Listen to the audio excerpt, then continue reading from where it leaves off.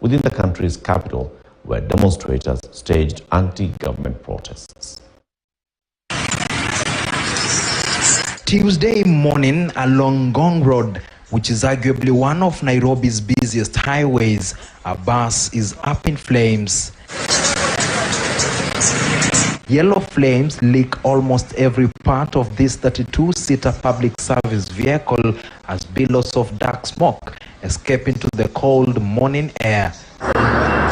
Within minutes, the bus is burned and is left a shell of its former self when the fire finally subsides. A few hours later, another vehicle also goes up in flames, just several kilometers from the first scene of crime along the southern bypass. This time, it is a cargo truck said to be ferrying power lines and cables to Kampala, Uganda, when it ran into unknown assailants who are hell-bent on reducing it into ashes. The truck's driver and his assistant escaped death by a whisker. Nilikuwa nasafiri tu vizuri.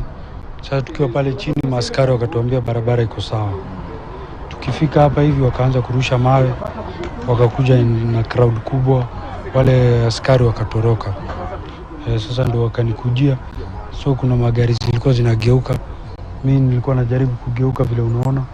But wakakuja in numbers, wakapiga gari vioo.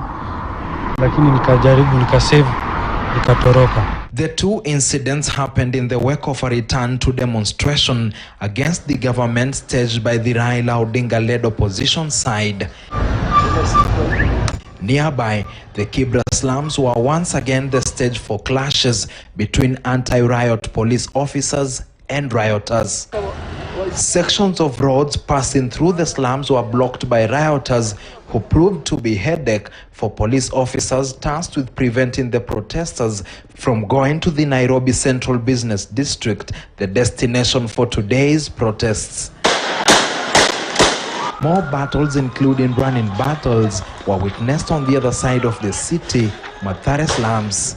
On one end were rioters pelting police officers with stones and glass bottles, and on the other were police officers lobbing tear gas canisters into the air to disperse the rioters. At times, the police officers were forced to shoot in the air to keep the advancing rioters at bay. Terrified residents could only look from their balconies as the exchange of stones for tear gas and blank shots ensued, while those on the grounds were forced to scamper for safety from their covers whenever there was some semblance of a ceasefire. When the confrontation seemed to be headed to a stalemate in the evening, the officers changed tact and started going after rioters with the most fire in their bellies. Not one, not two, but tens were arrested and will be spending a night in the cold police cells awaiting arraignment. And on a day occasioned by running battles between police officers against rioters, shops, hotels, and any other forms of businesses bore the bigger brunt as they remained closed the entire day, while transport was as well paralyzed